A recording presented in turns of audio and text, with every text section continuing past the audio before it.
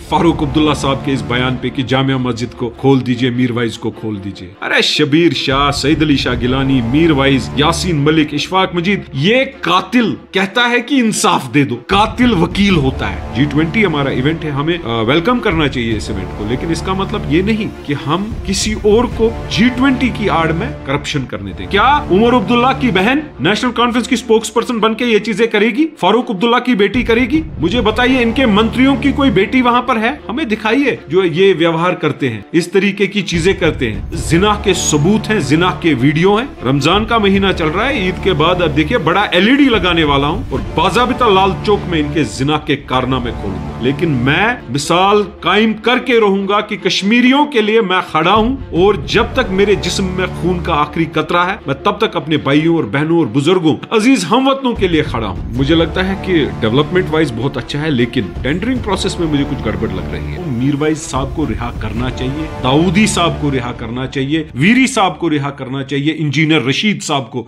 रिहा करना चाहिए। क्या खता है? स्मार्ट सिटी जिस पेस पे काम कर रही है, मुझे लगता है शहर में पैसा लग रहा है, शहर डेवलप होगा इंशाल्लाह। लाल चौक अच्छा बनेगा, पोलो व्यू अच्छा बनेगा, शालीमार लेक फ्रंट अच्छा बनेगा। मैंने कमिश्नर साहब को भी मीटिंग के दौरान बोला, ये जुनैद साहब के कुछ प्रोजेक्ट हैं, ब्रेन चाइल्ड उनका है और मैं ब्रेन चाइल्ड हूं किसी प्रोजेक्ट का। शालीमार का प्रोजेक्ट मैं ब्रेन चाइल्ड हूं, साइकिल ट्रैक मेरा ब्रेन चाइल्ड प्रोजेक्ट है, जहलम रिवर फ्रंट मेरा ब्रेन चाइल्ड प्रोजेक्ट है, जुनैद साहब का पोलो व्यू है, लाल चौक हम दोनों का है। ये हम दोनों ने बैठ के, जब हम नए नए डिप्टी मेयर बने, हमने बैठ के ये ब्रेनस्टॉर्मिंग सेशन करके इकट्ठे, तब शाहिद चौधरी साहब थे CEO स्मार्ट सिटी, उनको दिया है।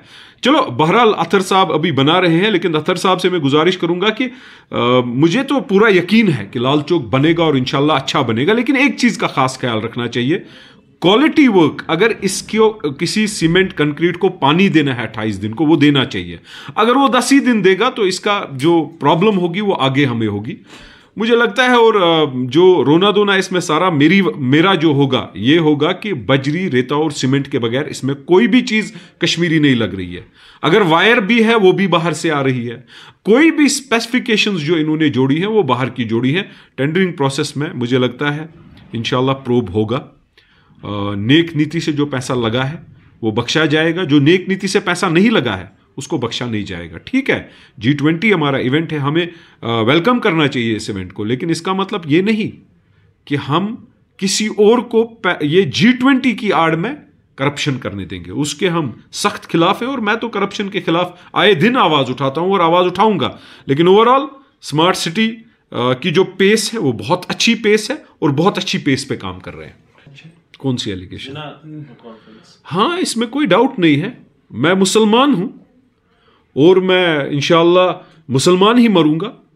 मेरी फैमिली मुसलमान है, इनके तो अयाल मुसलमान नहीं है, इनके तो निकाह हलाल नहीं है। जब निकाह हलाल नहीं होगा उसको जिनाह बोला जाता है। उसके अलावा इनके मंत्री हैं जो ऑफिस बेयरर भी हैं, उनके बेटे, वो तो जिनाह में मुलवस है। मैं तो छाती पीट रहा हूं कि हमारी बच्चियों के साथ इस्तेसाल किया जाता है। और ये क्या वजह है? जो इन्होंने दिहाड़ी पर बच्चियां रखी हैं, आप उनका सारा चट्टा बट्टा देख लीजिए, एक का देख लीजिए, हिस्ट्री देख लीजिए, दूसरी की देख लीजिए, फिर बताइए मुझे ऐसी ही क्यों लड़कियां वहां पर होती हैं लोगों को बेइज्जती करने के लिए? क्यों? इनको लगता है कि ये वक्फ की प्रॉपर्टी को डाका डाल के वहां दिहाड़ी पे कुछ लड़कियों को रखेंगे, उनको शर्म आनी चाहिए। मुझे उन बच्चियों पे तरस आता है। मैं ये कहता हूं कि अगर मेरी बच्ची होती, मैं उसको नेशनल कॉन्फ्रेंस में नहीं भेजता। क्या उमर अब्दुल्ला की बहन नेशनल कॉन्फ्रेंस की स्पोक्स पर्सन बन के ये चीजें करेगी? फारूक अब्दुल्ला की बेटी करेगी? मुझे बताइए, इनके मंत्रियों की कोई बेटी वहां पर है? हमें दिखाइए जो ये व्यवहार करते हैं, इस तरीके की चीजें करते हैं। जिना के सबूत हैं, जिना के वीडियो हैं। रमजान का महीना चल रहा है, ईद के बाद अब देखिए बड़ा LED लगाने वाला हूं और बाज़ाबिता लाल चौक में इनके जिना के कारनामे खोलूंगा। उसमें कोई डाउट नहीं है, जिना कॉन्फ्रेंस है।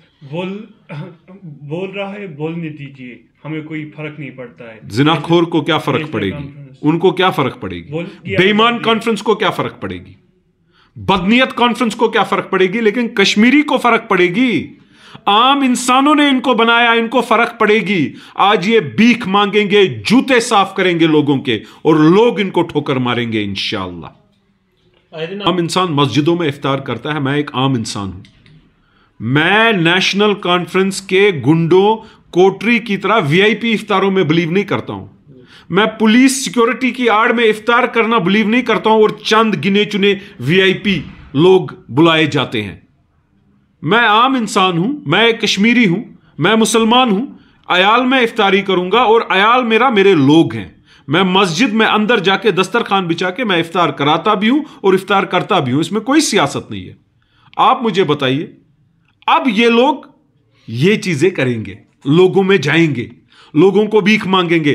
अब ये भी क्योंकि शेख मोहम्मद की इमरान जो है, मेरी जात ने लोगों के साथ बैठ के इफ्तारी की है। इनके जो गिने चुने डाकू मोहल्लों में होते हैं वो कोई ना कोई इंतशार फैलाएंगे। इनका काम है इंतशार फैलाना।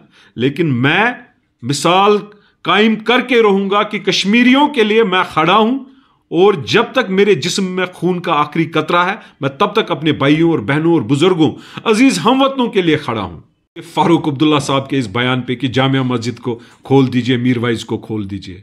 अरे शबीर शाह, सईद अली शाह गिलानी, मीरवाइज, यासीन मलिक, इशफाक मजीद, ये कातिल कहता है कि इंसाफ दे दो। दुनिया में कहां कातिल वकील होता है, मुझे बताइए।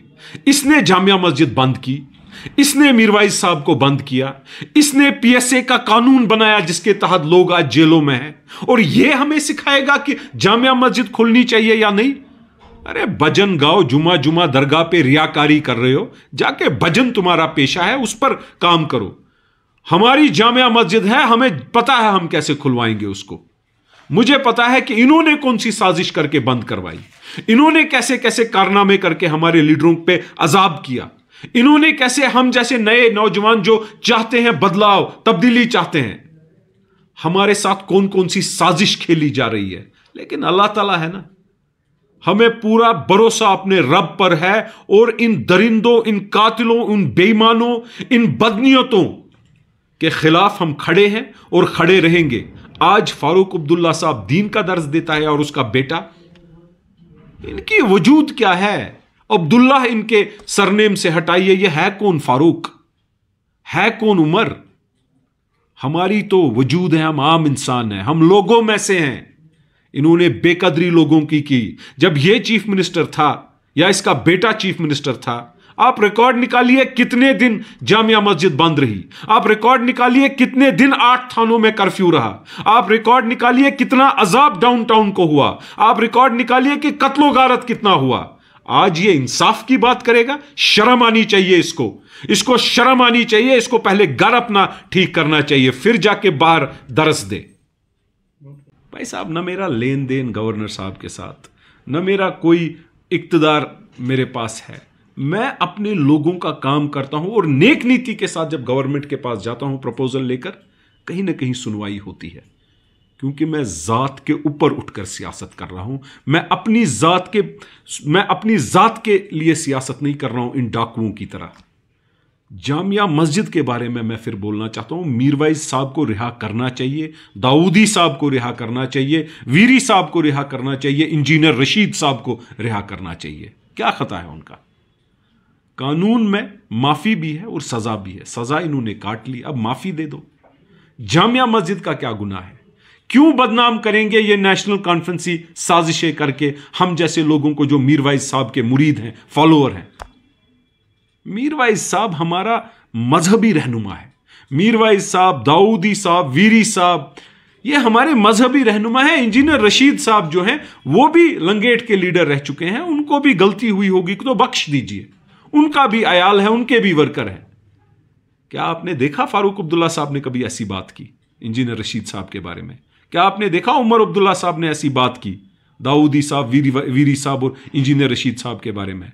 मीरवाइज साहब को तो ये बोलते हैं इसलिए क्योंकि इनसे सवाल किए जाते हैं जामिया मस्जिद के बारे में। अगर ये नहीं बोलेंगे तो लोग इनको बोलेंगे कि भाई आप लोगों ने ही बंद किया। अरे आप मीरवाइज साहब से पूछिए ना, उसके अयाल से पूछिए नेशनल कॉन्फ्रेंस का कितना अजाब है। उनके वालिद मोहतरम शहीद मिल्लत मीरवाइज मौलवी मोहम्मद फारूक रहमतुल्लाह अलैह, वो तो उनको तो शहीद किया है नेशनल कॉन्फ्रेंस की गलतियों की वजह से। नेशनल कॉन्फ्रेंस ने जो कॉन्स्पिरेसी की, डिलिमिटेशन, डिमीन करके रखा है, जो जो एक फॉलोअर तबका है मीरवाइज खानदान के साथ।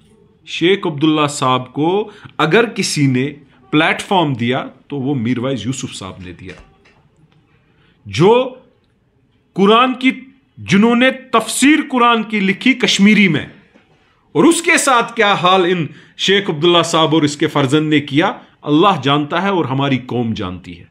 अल्लाह ताला मगफिरत करे शेख अब्दुल्ला साहब को। लेकिन उसके बाद जो ये खानदानी राज चला, पुश्तानी राज चला, उसको मद्देनजर रखते हुए कश्मीरी कौम इनको बख्शेगा नहीं इंशाअल्लाह।